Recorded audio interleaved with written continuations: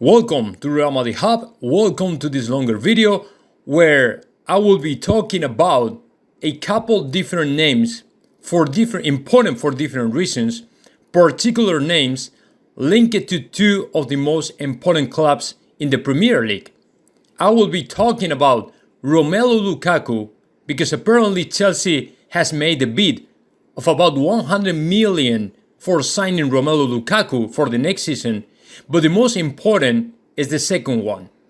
The situation Tottenham Spurs are living with Harry Kane, who didn't show up for 2 consecutive days in the training ground, and nobody knows exactly what is going on with Harry Kane and his situation with Tottenham. So we will be talking about that, but we will come back later to that topic. So let me get started with Romelu Lukaku, Chelsea, and that offer, that bid Chelsea has made for signing back in the Premier League to Romelu Lukaku.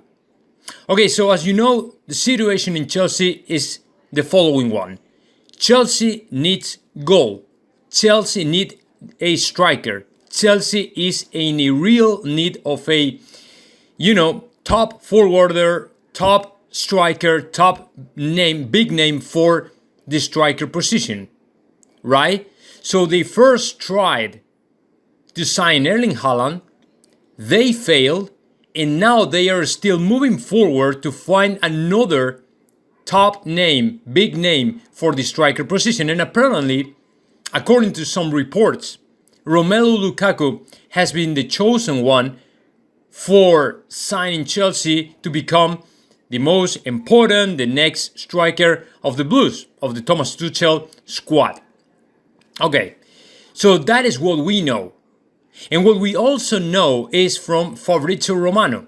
Fabrizio Romano said Romelu Lukaku is so happy in Inter de Milan, so happy in the squad, so happy living in the city. I mean, Milano, he likes it. So there's almost no chance for Chelsea to sign him for the next season. I mean, apparently, according to Fabrizio Romano in different outlets from England and Italy and all the stuff, Chelsea was throwing on the table 100 million for the player plus Marcos Alonso in the same deal, which is of course very good. And as you know, Inter de Milan, they are struggling right now with the finances. As you know, Antonio Conte had to leave right after the winning in the Serie A last season. Ashraf Hakimi had to leave as well. So the only reason why they left, it is because Inter de Milan had to fix a little bit the budget, the finances, and all the stuff. So it was pretty much financial reasons. So, from my understanding, a deal for Romelu Lukaku, where you are going to get about 100 million plus a player, it is not a bad deal at all for Inter de Milan. And of course, Chelsea has to find a solution for the lack of goal that they have. Because as you know, the top scorer last season was Jorginho, who scored 7 goals, but in the Premier League, but all of them, or the most of them, from the penalty kick. So it is, of course, not exactly what a Chelsea team, what a team in the level of Chelsea is, expected to have. Of course, a super competitive team, the current Champions League winners, I mean, they are supposed to have the best players in every single position. And of course, the striker position is arguably the best or most important. And apparently Timo Werner is not convincing at all to Thomas Tuchel. Havertz is doing a little bit better job. Apparently has started the season the other day against Arsenal. He scored 1 goal and now might be better than the last one, but of course not enough. They failed trying to sign Erling Haaland. So is it possible for them to sign back to Romelu Lukaku? In my opinion, it is not. Because Fabrizio Romano is completely sure that Romelu Lukaku is super happy right now in Milan. And there's no a single reason for him to leave Inter de Milan. So as long as Inter de Milan can keep the player, I would say there's no chance for Chelsea to sign Romelu Lukaku for the next season. But let me tell you what I'm expecting to happen is Chelsea finding a third option in the next few weeks. You have to keep in mind Premier League will kick off in 15 days. So they will probably be or keep moving, and scanning and monitoring the market to find another option.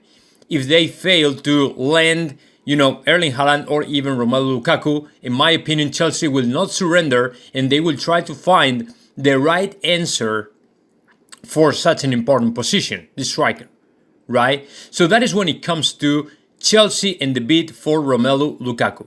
And now let's move forward and let's talk about the most intriguing and weird situation for the Spurs fans, which is that where is Harry Kane? That is the big question popping up in the air right now. Where in the hell is Harry Kane? Because he was supposed to show up in the training ground a couple days ago, Monday, but he didn't. He failed, he didn't show up, and this morning it was expected for him to be there, but he didn't show up either. So it's the second consecutive day Harry Kane is not showing up in the training ground. So like all the outlets and TV channels and platforms from England are claiming, he might be fined and hard. He's facing a strike in his own club. And it's funny because this guy is a player who is playing for the boyhood club. He's been the kind of player that has developed his whole career within Tottenham, and nobody was expecting from him to be involved in such a, weird, nasty situation, messy situation, right?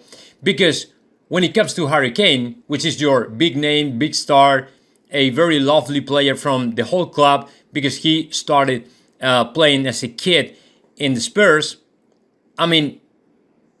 what they want to see from Harry Kane, just in case he wants to leave Tottenham, it's a kind of similar situation to what we saw with Rafa Varane. Shaking hands, saying bye-bye everybody, farewell letter, things like that, but not this way. Problem is, there's another important thing we should highlight, and it is the allegedly gentleman agreement between the club, between Daniel Levy and Harry Kane last year. And according to that gentleman agreement, Harry Kane agreed with Tottenham to be sold this year. So that's why, Harry Kane is probably following that gentleman agreement, and that's why he's not showing up in the training ground of Spurs. Problem is, any single offer came in for him. Apparently Manchester City is surrounding and monitoring the situation and all the stuff. And the funny thing, by the way, in a couple of weeks, Tottenham and Manchester City will be facing each other. So we don't really know in which one of those Harry Kane is going to play in. You know what I'm saying? So that is very funny. Should Real Madrid take advantage from this situation and try to sign Harry Kane? We could, but we won't. And the reason for that is because we are so 200% concentrated in signing Kylian Mbappe, not Harry Kane at all. Not Harry Kane at all. You know what I'm saying? So from that point of view, I would say there's no chance for Real Madrid to sign Harry Kane, and it is not because we don't want. It is because, number one, Manchester City is closer. Number two, nobody knows what is going on with Harry Kane. Whether he will find or, striked by the team, or nothing is going to happen and he just comes back to the training ground and nothing happened. Nobody really knows if Harry Kane is going to leave Tottenham this season. But of course, Manchester City is not only surrounding Grealish, but also Harry Kane. And if there is a little chance to sign the England captain, I think that Manchester City is going to put everything on the table to sign him. But of course, it's an intriguing situation. It's a very weird situation, and all the outlets and platforms and analysts and people and journalists from there are kind of surprised because it was pretty much unexpected from a player like Harry Kane. So it is a weird situation, and we don't really know what is going to happen. So now let me know your thoughts about that. Just comment in the section below, and of course subscribe my channel, Real Madrid Hub.